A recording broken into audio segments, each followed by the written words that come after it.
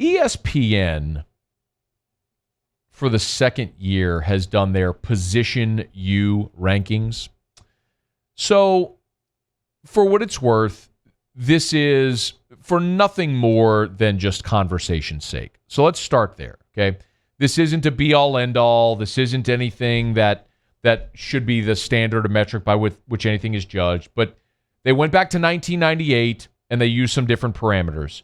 Pro Football Reference to find out draft picks, how well players did in their first 4 years in the NFL, and they also used their time in college, how they did, winning all-conference, all-America awards, etc. A couple of things that are notable. Quarterback, LSU came 9th in the quarterback U rankings. Oklahoma was at the top of the list, followed by USC, Oregon, Louisville, Texas, Florida State, Auburn, Florida, LSU, and Ohio State. That's your top 10 of the quarterback U rankings. Some other ones of note that stand out, in case you're wondering. Running back U, LSU was 3rd. Wide receiver U, LSU was 3rd. Southern Cal, Oklahoma 1 and 2. If you look at tight end, LSU wasn't on there. There were two, however, that stood out most to me, that were indicative of how and why LSU got where it did, kind of in a bind with its roster. One was at linebacker, where Georgia was number 1, Alabama was number 2, and LSU wasn't on the list. So going back to 1998, this stunned me. Going back to 1998, from 98 to 2010, LSU had 1 linebacker drafted. Let me say that again. 1998 to 2010, 12 NFL drafts. LSU had 1 linebacker drafted. It was Brady James in 2003. Now, LSU has begun to rectify that. Over the last 11 drafts, they've had 11 linebackers drafted, including 3 this past year, with Chasson, Queen, and Phillips. And a year ago, Devin White was a top 5 pick. You can throw in Perry Riley, Kelvin Shepard, Kevin Minter, Lamine Barrow, Quan Alexander, Deion Jones, Duke Riley, and then White, Chasson, Queen, Phillips. So that has rectified. The other one that for me is the glaring beacon of what went wrong with LSU football as they slipped post 2011 championship appearance. The thing, more than any other, that illustrates why LSU did not maintain its status among the elite in college football is the offensive line rankings. Alabama was at the top of the list. Number 1. Wisconsin, 2. That's not a surprise.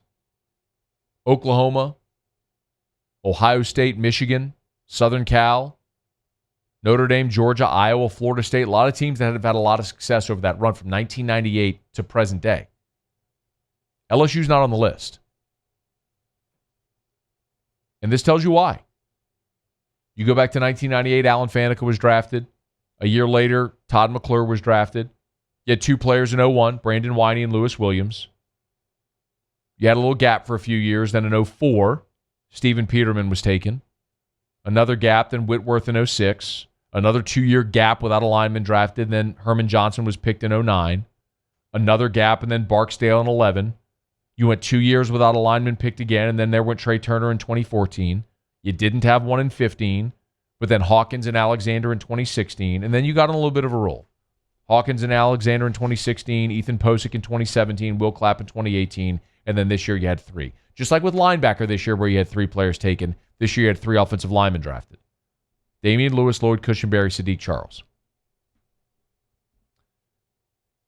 The fact that those 2 positions that I just mentioned, Alabama is number 1 or number 2 of linebacker U, number 2 of defensive line U, and number 1 at offensive line U. And again, this is a metric that isn't a be-all, end-all, but it is a good illustrator where you consider the number of draft picks, the success those draft picks had in their first 4 years in the NFL, and the success they had in college based on conference and national awards. It's a good combined metric to tell you how that position group as a whole did, generally speaking. LSU a year ago won the award for the best offensive line in college football. That was an amazing leap for a unit that was maligned a year before. And Ed Orgeron and his staff have hammered the lines of scrimmage in recruiting. You got Doomerville and Hill in this year's class. You got Bradford a year ago and Cardell Thomas. You got some big boys already committed. And you got Tristan Lee, who's a 5-star, one of the top offensive linemen in the country, who is salivating over your program. Ed's fixing it. But if you wonder why LSU had regressed among the National League, not saying they weren't a great program, but weren't there in that rarefied air, why the 12-0, 11-1 became 9-3, 8-4. Look no further than the line of scrimmage. We talk so much about the quarterbacks. There's a lot of teams that have won a lot of games and won championships with poor quarterback play. Bottom line is, LSU's line play wasn't good enough to beat the best teams in college football. It is now. That's the big difference. You're going to see these numbers. If ESPN continues to do this, you'll see these numbers continue to normalize because of the way LSU's recruiting now and how they're pumping guys at those positions into the NFL. Hey, thanks so much for watching. Please leave your comments. I love to interact, and be sure to hit the red subscribe button below.